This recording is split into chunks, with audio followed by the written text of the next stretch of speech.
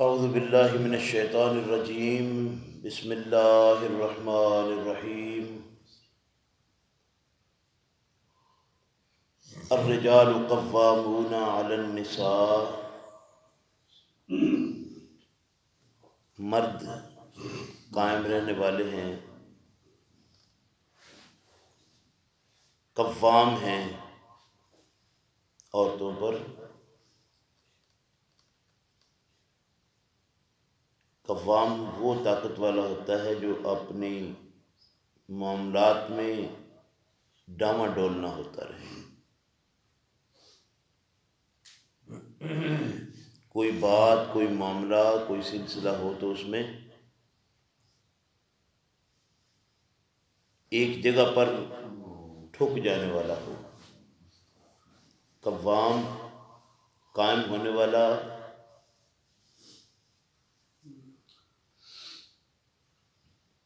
النساء اوپر عورتوں کے، بما فضل اللہ، اس سبب سے کہ فضیلت دی اللہ نے ان کو، بعضہم علی بعض، بعض کو بعض پر، وبما انفقوا، اور اس وجہ سے بھی وہ قوام ہیں کہ وہ خرچ کرتے ہیں، من اموالہم، اپنے مالوں سے، یعنی گھریلو معاملات، کام کاج میں عورتیں کام کرتی ہیں اور جو اخراجات ہیں ان کے ذمہ دار مرد ہیں، تو اس لیے فرمایا کہ یہ بعض پر فضیلت دی اللہ رب کریم نے، وبما انفقوا، اور یہ اس وجہ سے بھی قوام ہے کہ یہ انفاق کرتے ہیں، خرچ کرتے ہیں، جو پاس ہوتا ہے وہ لگانے کے لیے تیار رہتے ہیں، من اموالہم، اپنے مالوں سے۔ فالصالحات، پس نیک بخت عورتیں، قانتات، فرما بردار عورتیں، حافظات للغیب، حفاظت کرنے والیاں واسطے غیب کے، بما حافظ اللہ، اس چیز کی کہ اللہ نے ان کی محافظت میں وہ بات رکھی ہے۔ یہ کون سی چیز ہے جس کی حفاظت کرنا؟ یہ مراد اس سے ہے انسانی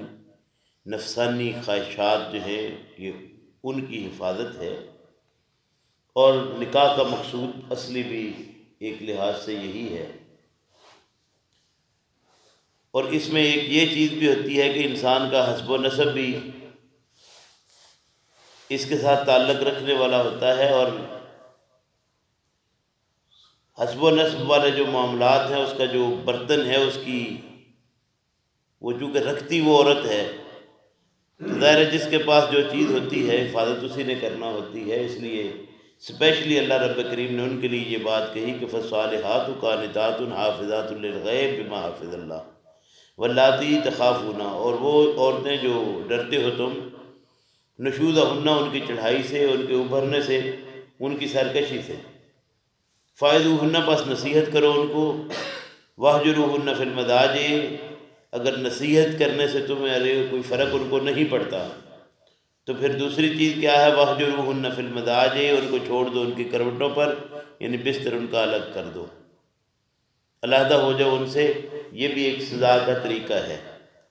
واضربوہن، اس کا مقصد، اس کا اکثر جگہ پر جو ترجمہ ہے وہ تو یہی کیا گیا ہے کہ ان کو مارو۔ اگر وہ مطلب دو باتوں سے بات نہیں آتی، یعنی پہلے آپ نصیحت کرتے ہیں، واضح نصیحت کرتے ہیں، اس سے وہ بات نہیں آتی، اس کے بعد آپ ان سے بستر بھی الگ کر لیتے ہیں، پھر بھی وہ بات نہیں آتی کہ وہ ہر وقت سواری رہتی ہیں، ہر وقت سرکشی پر ہی اترتی رہتی ہیں، واضربوہن، ان کو مارو۔ تو میں چونکہ پہلے ایک بار یہ عرض کر چکا ہوں کہ ضرب یضرب کا مطلب صرف مارنا ہی نہیں ہے، اس کا مطلب بیان کرنا بھی ہے، چلانا بھی ہے۔ تو چونکہ یہ گواہ باقاعدہ بنائے جاتے ہیں نکاح میں، تو ان کے سامنے بات کو بیان بھی کیا جا سکتا ہے کہ گواہ ہو تم اس بات کے کہ ہم میاں بیوی ہیں اور ہمارے معاملات سدھر نہیں رہے، تو اب اس بات کو ہم نے کسی طریقے سے بیٹھ کر کرنا ہے، تو اس سے مطلب یہ ہے کہ اس کو بیان کرو۔ اور ضرب یضرب کا مطلب ایک چلانا بھی ہوتا ہے، وہ بھی آپ پیچھے پڑھ آئے ہیں۔ اگر چلانا اس سے مراد لیا جائے تو اس سے یہ بھی مطلب ہو سکتا ہے کہ پہلے بستر ان کا الگ کرو اپنے گھر کے اندر، اور اگر پھر بھی یہ بات نہ آئے،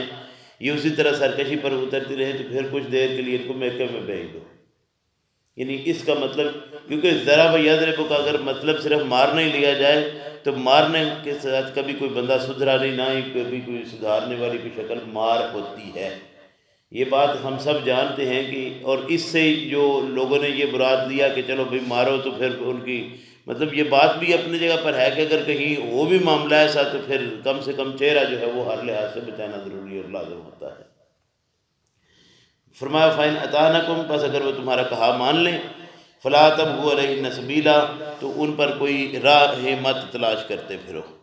اس کے لیے راہیں مت تلاش کرو، یعنی اگر وہ سدھر جاتی ہیں تو تم بھی ایسے الزام تراشی کر کے خواب ان پر ان کے لیے مصیبتیں کھڑی نہ کرتے رہو، نہ ہی بہانے بنا کر ان سے کوئی لڑائی جھگڑے والے معاملات کرتے رہو، وَلَا تَبْغُوا عَلَيْهِنَّ سَبِيلًا، تو ان کے اوپر کوئی ایسی راہ جو ہے وہ مت تلاش کرتے رہو، ان اللہ بلا شبہ اللہ کان ہے علیٰ کبیرہ، بلند بہت بڑا۔ وَإِنْ خِفْتُمْ، اور اگر تم ڈرو، شِقَاقَ بَيْنِهِمَا، اس بات سے کہ ان دونوں کے درمیان مخالفت پیدا ہوگی، مخاصمت پیدا ہوتی رہے گی، یعنی میاں بیوی کے حالات ایسے ہے کہ تفرقہ پڑ جائے گا اگر تم اس بات سے ڈرتے ہو۔ یہ بھی کون ڈرتے ہیں؟ ظاہر ہے یہ وہی لوگ ہیں جو خاندان کے لوگ ہیں، برادری کے لوگ ہیں، خوف تو رہتا ہے ہر وقت، جو بھی رشتہ طے ہوتا ہے کہ پتہ نہیں آگے کیا معاملات ہوتے ہیں ان کے، یا جن کے اندر بھی جھگڑا چلتا رہتا ہے، برادریوں کے اندر سکون نہیں آتا۔ اللہ ارشاد فرماتے ہیں وَإِنْ خِفْتُمْ شِقَاقَ بَيْنِهِمَا، اگر تم اس بات سے ڈرتے ہو کہ ان دونوں کے درمیان کوئی مخالفت اور تفرقہ پیدا ہوگا، فَبَعْثُوا حَكَمًا مِّنْ أَهْلِهِ، پس مقرر کر لو ایک منصف مرد کے لوگوں میں سے، وَحَكَمًا مِّنْ أَهْلِهَا، اور ایک منصف عورت کے لوگوں میں سے۔ إِن يُرِيدَا إِصْلَاحًا، اگر یہ ارادہ کریں گے دونوں منصف، یہ بیٹھ کر ایک دوسرے کی بات سن کر آپس میں فیصلہ کریں کہ کرنا کیا ہے۔ ہم عموماً کہتے ہیں کہ ان کو اکٹھا کرو، پھر اس کے بعد دیکھو کیا حالات بنتے ہیں، اور جب وہ آپس میں اس طرح کی پہلی مخاصمت ہوتی ہے تو وہاں جھگڑا تو ہوتے دیر ہی کوئی نہیں لگتی۔ مطلب یہ ہے کہ دونوں طرف سے افہام و تفہیم کرانے والے ہوں، مرد کی طرف سے بھی ایک آدمی ایسا مقرر ہو جو اس کی افہام و تفہیم کروائے، عورت کی طرف سے بھی ایک مقرر کر دیا جائے جو اس عورت کی افہام و تفہیم کروائے۔ مقصود کیا ہے کہ یہ دونوں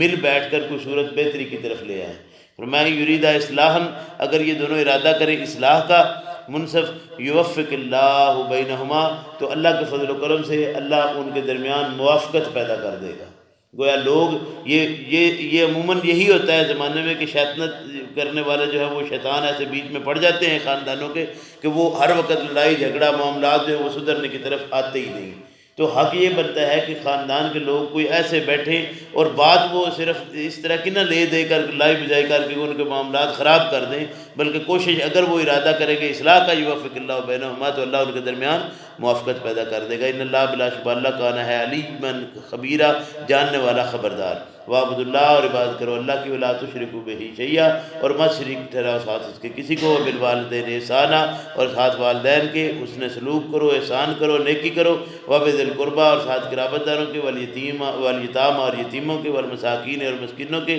والجار ذی القربیٰ، اور قرابت والے جو پڑوسی قریب کے ہیں، والجار الجنب، اور جو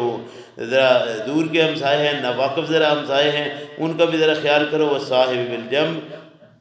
اور وہ لوگ جو قریب کے ہیں اور آپ کے مطلب ہر وقت پاس رہنے والے ہیں، صحبت رکھنے والے ہیں تمہارے ساتھ، یعنی ویسے قریبی لوگ جو ہوتے ہیں ہر وقت ساتھ مل جل کر اٹھنے بیٹھنے والے رہنے والے۔ تو فرمایا کہ ان سب کے ساتھ حسن سلوک سے پیش آنا ہے۔ وابن السبیل، اور مسافروں کے ساتھ بھی حسن سلوک سے پیش آئے۔ ما ملکت ایمانکم، اور ان کے ساتھ بھی حسن سلوک کرے جو تمہارے دائیں ہاتھ کے تمہارے قبضے کے اندر وہ آئے ہوئے ہیں لوگ ہیں۔ ان اللہ بلا شبہ اللہ لا یحب، نہیں پسند کرتا، نہیں دوست رکھتا، من کانا، اس شخص کو کہ ہے مختالا فخورا، تکبر کرنے والا اور اترانے والا۔ الذین یبخلون، وہ لوگ جو بخل کرتے ہیں، ویامرون الناس، اور حکم کرتے ہیں لوگوں کو، بالبخل، ساتھ بخل کے، ویکتمون، اور وہ چھپاتے ہیں، ما آتاہم اللہ، جو دیا ان کو اللہ نے، من فضل ہی، اپنے فضل سے، یعنی مال کو چھپا کر رکھتے ہیں، سین کر رکھتے ہیں۔ یہ زر کے متعلق ہر وقت بڑے تیار رہ کر بیٹھے رہتے ہیں کہ کوئی طریقہ بنے، ہم مال کو بناتے رہے، اکٹھا کرتے رہے، سنبھال کر رکھتے رہے۔ فرمایا وہ خرچ کرنے کا وقت بھی ہوتا ہے تو خرچ نہیں کرتے، بخل کہتے ہی اس کو ہے، جہاں موقع خرچ کرنے کا ہو وہ خرچ نہ کرے تو بخل کہلاتا ہے۔ فرمایا الذین یبخلون ویامرون الناس بالبخل، خود بھی بخل کرتے ہیں اور لوگوں کو بھی بخیل بنانا چاہتے ہیں، ان کے متعلق بھی ہر وقت یہی کہتے رہتے ہیں کہ یہ کس طریقے سے آپ مال کو بچا سکتے ہیں، کس طریقے سے آپ مال سنبھال سکتے ہیں، کس طریقے سے آپ مال رکھ سکتے ہیں۔ فرمایا کہ یہ کیا ہے، وَأَعْتَدْنَا لِلْكَافِرِينَ عَذَابًا مُهِينًا، ہم نے ان کے لیے تیار کیے، ان کافروں کے لیے ہم نے تیار کیا عذاب رسوا کرنے والا۔ کافر کیا ہے؟ وہی جو چھپانے والا ہے، یعنی بخل کر کے وہ کیا کرتا ہے، اپنے مال کو چھپا کر رکھتا ہے۔ تو اللہ رب کریم نے ارشاد فرمایا کہ یہ عذاب کیسے میں مبتلا ہوں گے، یہاں دنیا کے اندر یہ مال اکٹھا کرنے کے عذاب میں مبتلا ہیں کہ اکٹھا کیسے کر لیں گے، کس طرح اس کو سنبھال کر رکھ سکتے ہیں۔ یہ بھی ایک عذاب ہی ہے اللہ کا، جو ہر وقت انسان کے اوپر سوار رہتا ہے نا، کہ میرے پاس مال کس طرح آئے، کہاں سے آئے، میں بچوں کے لیے کچھ نہ کچھ بنا جاؤں، کچھ اکٹھا کر جاؤں، یہ ہر وقت سوار رہتا ہے، اور بندہ ساری زندگی بس صبح سے رات تک چلتا ہی رہتا ہے، اور پھر ہر وقت انہی سوچوں کے اندر مبتلا رہتا ہے کہ میں یہ کر لوں، یہ بنا لوں، یہ بنا لوں۔ ایک تو دنیا کے اندر یہ عذاب ہوا، اور پھر جب جمع کر کے دنیا سے اٹھ کر چلا جائے گا تو وہاں مال ملے گا کوئی نہیں، وہ تو سارا ادھر ہی رہ جائے گا۔ اب وہاں ملے گا کوئی نہیں تو وہاں پھر بھی اس کو جو یہاں پر جمع کرتا رہا، اس کو اکٹھا کرنے کا جو سلسلہ تھا، وہ جو زندگی میں جمع کیا اس نے، اب جمع کرنے کا عذاب وہاں پر اس کو پڑا ہوا ہے کہ یہ جمع کیا تھا، یہ کیسا تھا۔ تو یہ دو طرح کا عذاب جو ہے وہ دنیا کے اندر بھی اور آخرت کے اندر بھی انسان مبتلا ہے اس میں۔ فرمایا کہ اعتدنا للکافرین عذابا مہینا الذین ینفقون، وہ لوگ جو انفاق کرتے ہیں، مال کو خرچ کرتے ہیں، الذین ینفقون اموالہم رئاء الناس، واسطے دکھاوے، مال خرچ کرتے ہیں لیکن کیوں خرچ کرتے ہیں؟ تاکہ لوگوں کو دکھائیں کہ یہ ہم خرچ کر رہے ہیں، یہ دیکھیں جی ہم یہ کچھ سارا کچھ بنا رہے ہیں، یہ کر رہے ہیں۔ ولا یؤمنون باللہ، اور نہیں وہ ایمان لاتے ساتھ اللہ کے، ولا بالیوم الاخر، اور نہ آخرت کے دن پر۔ یہ آخرت کے دن پر ایمان اور اللہ پر ایمان جو ہے یہ وہ ایمان ہے جو اقرار باللسان و تصدیق بالقلب جسے کہتے ہیں۔ یہ زبان سے اقرار تو کرتے ہیں لیکن دل ان کی تصدیق نہیں کرتے۔ یہ ان کی بات ہو رہی ہے، الذین ینفقون اموالہم رئاء الناس، یہ مال خرچ ہے، حالانکہ زبانی یہ کہتے ہیں، اقرار کرتے ہیں کہ ہم اللہ پر ایمان رکھتے ہیں، آخرت پر بھی ایمان ان کا، یہ زبانی طور پر دعویٰ ان کا یہ بھی ہوتا ہے اس بات کا۔ فرمایا کہ یہ جو اس کا دعویٰ کرتے ہیں، اور دعویٰ کرنے کے بعد ان کا حقیقت میں جو تصدیق ہے دل سے وہ نہیں ہوتی۔ وَمَن یکن الشیطان، اور جو شخص کے ہو شیطان لہو واسطے اس کے قریناً ساتھی، فساء قرینا، پس بہت ہی برا یہ ساتھی ہے۔ وَمَاذَا عَلَيْهِمْ، اور کیا ہوا اوپر ان کے، لو آمنوا، اگر وہ ایمان لاتے، باللہ ساتھ اللہ کے، والیوم الاخر ساتھ دن آخرت کے، وانفقوا، اور خرچ کرتے، مما رزقهم اللہ، اس چیز سے جو رزق دیا ان کو اللہ نے، اس سے انفاق کرتے، مال جو آیا تھا وہ خرچ کرتے۔ وقال اللہ، اور ہے اللہ بہم ساتھ ان کے، علیمہ جاننے والا، اللہ کے علم میں ہے کہ انسان کس طرح کما رہا ہے اور کس طرح خرچ کر رہا ہے، کتنا سنبھال کر رکھتا ہے اور کتنا خرچ کر رہا ہے، جہاں ضرورت تھی وہاں خرچ کیا یا خرچ نہیں کیا، تو اللہ کے علم میں یہ سارے معاملات ہیں۔ یہ کوئی بات اس طرح کی نہیں کہ کہیں باہر سے بتانا پڑے کہ میں نے تو اللہ خرچ کیا تھا۔ دنیا میں جس طرح بندہ کہتا ہی ہے کہ اللہ میں نے سارا تیرے لیے خرچ کیا تھا، اللہ رب کریم جانتے ہیں کہ اس بندے کی نیت، ارادہ، خیال اس کا کیا ہے۔ فرمایا ان اللہ بلا شبہ اللہ لا یظلم، نہیں ظلم کرتا، مثقال ذرۃ، ایک ذرہ کے برابر بھی، وَإِن تَكُ حَسَنَةً، اور اگر ہوگی کوئی نیکی، یضاعفھا، تو اسے دو گنا کر دے گا، وَيُؤْتِ مِن لَدُنْهُ، اور دے گا وہ اپنے پاس سے اجر عظیما، اجر بڑا۔ فَكَيْفَ إِذَا جِئْنَا، پس کیوں کر جب ہوگا کہ ایسا وقت آئے گا کہ لائیں گے ہم من کل امت، ہر امت پر، بشہید، ایک گواہ، وجینا بکا، اور لائیں گے ہم آپ کو اے پیغمبر صلی اللہ علیہ وسلم، علی ہؤلاء شہیدا، اوپر اس قوم کے گواہ، آپ کو ان لوگوں کی، یعنی یہ سارے ابھی جو قیامت تک آنے والے لوگ ہیں، پیغمبر صلی اللہ علیہ وسلم سے لے کر آخر دنیا تک جتنے دنیا آنے والے لوگ ہیں ان پر نبی کریم صلی اللہ علیہ وسلم گواہ ہیں، اور ان سے پہلے اپنے اپنے وقت پر نبی جو ہیں وہ گواہ ہیں۔ یہاں میں ایک بات ضمناً صرف عرض کرنے لگا ہوں، اشارہ دینے کے لیے کہ ذرا تھوڑا خیال کر لیں اس بات کی طرف کہ وہ لوگ جو کہتے ہیں کہ ابھی ایک امتی بن کر آنے والا ہے نبیوں میں، تو اگر وہ نبی بن کر آ جائے تو پھر نبوت کا جنازہ نکلتا ہے نبی کریم صلی اللہ علیہ وسلم کی۔ اگر کوئی نیا نبی، پرانا نبی اب دنیا کے اندر آ جائے تو نبی کریم صلی اللہ علیہ وسلم کی نبوت کہاں گئی؟ جس کو ہم کہتے ہیں کہ یہ آخری نبی ہیں، یعنی آخری نبی ہونا جو ہے وہ کہاں گیا؟ تو پھر تو کوئی اور اگر آ جاتا ہے، اور اگر کوئی نبی امتی بن کر آ جاتا ہے، وہ نبی نہیں رہتا تو پھر اس امت پر جو جس امت پر وہ نبی تھے